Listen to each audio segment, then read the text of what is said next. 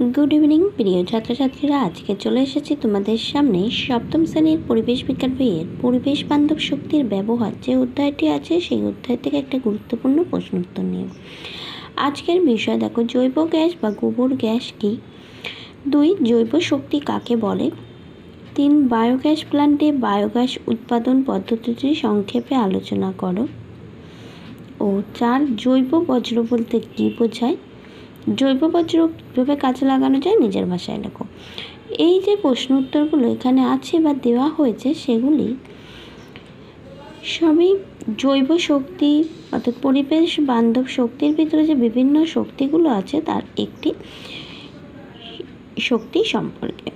তো এটা তো অবশ্যই আলোচনা করব। তার আগে বলে রাখি, যদি তোমাদের আমার আলোচনা ভালো লেগে থাকে তো অবশ্যই শেয়ার করে দিও ও সাবস্ক্রিপশান করো আগন্তুক ইউটিউব চ্যানেলটি আরও অনেক প্রশ্ন উত্তর পেতে।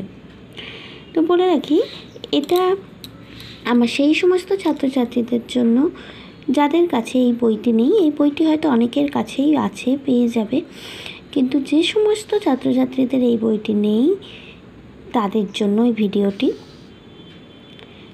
এরকম অনেক ছাত্রছাত্রী আছে যাদের কাছে হয়তো একটা রাইটারের বই আছে আর একটা রাইটারের বই নেই। তো সব রাইটারের বইতে সব প্রশ্নের উত্তর ভালোভাবে থাকে না, সেই সমস্ত ছাত্রছাত্রীদের জন্যই আমার এই ভিডিওগুলি। তো এসো আলোচনা করি। প্রথম, জৈব গ্যাস বা গোবর গ্যাস কাকে বলে। উদ্ভিদ ও প্রাণীর দেহজাত বজ্র বা জীবভর বিয়োজনে উৎপন্ন পরিবেশ বান্ধব জ্বালানিকে জৈব গ্যাস বা বায়োগ্যাস বা গোবর গ্যাস বলে।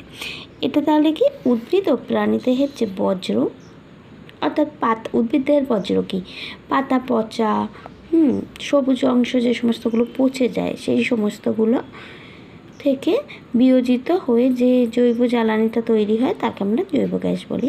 আর প্রাণী যাহার বজ্রজাত মানে যেমন ধরো গরুর বজ্রপাত, গরুর পটি যেটা গোবর হিসাবে ব্যবহার হয়, এরকম প্রাণীদেহের গরু ছাড়াও অন্যান্য যে সমস্ত প্রাণীর বজ্র পদার্থগুলো ত্যাগ করে সেইগুলোকে যে বিয়োজনের মাধ্যমে যে গ্যাস উৎপন্ন হয় জ্বালানিতে সাহায্য করে তাকে জৈব গ্যাস বলে।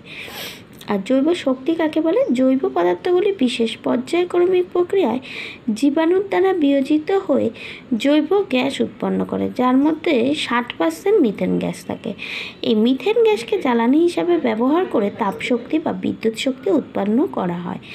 এই শক্তিকেই বলা হয় জৈব শক্তি। কেমন?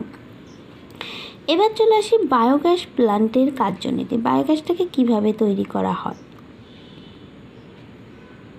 এখানে ছবিটা তোমরা দেখতে পাচ্ছ, বায়োগ্যাস প্ল্যান্ট কিভাবে বানানো হয়। গোবর ও তরল বজ্র পদার্থের অবাধ জ্বালানোর সন্ধান ঘটিয়ে এটি উৎপাদন করা হয়। মাটির নিচে থাকা একটি আধার,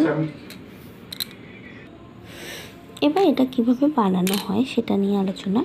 ঠিক আছে, যে গোবর ও তরল বজ্র পদার্থের অবাধ জ্বালন বা সন্ধান ঘটিয়ে এটি উৎপন্ন করা হয়। মাটির নিচে থাকা একটি আধার বা প্রকোষ্ঠে অর্থাৎ একটা চেম্বার টাইপের করা হয় যেখানে জারণ সম্পন্ন হয়, একে বলা হয় পচন প্রকোষ্ঠ। গোবর ও জলের 1:1 অনুপাতে একটি তরল মিশ্রণ এই আধারে ঢালা হয়। এবার অক্সিজেনবিহীন পরিবেশে প্রায় 3 সপ্তাহ ধরে গোবর পচনের ফলে বায়োগ্যাস উৎপন্ন হয়। তাহলে এই গ্যাস উৎপন্ন করতে সময় নেয় কত? 3 সপ্তাহ। তারপরে সেই পচন আধারের উপরে অবস্থিত সংরক্ষণ আধারে উৎপন্ন গ্যাস সঞ্চিত হতে থাকে। ইস্পাত নির্মিত এই সংগ্রহ আধারটি তরল মিশ্রণের উপর ভাসমান অবস্থায় থাকে এবং গ্যাস দ্বারা পূর্ণ হলে পাত্রটি উপর দিকে ওঠে এবং গ্যাস অপসারিত হলে তা নিচে নেমে যায়। আধারের উপরের অংশে থাকা নির্গম নলের মাধ্যমে গ্যাস বাইরে আসে ও প্রকোষ্ঠের ডান দিকে রাখা জৈব আধার থেকে জৈব উপাদান নিষ্কাশন করে দেয়। এই হলো বায়োগ্যাসের কার্যনীতি।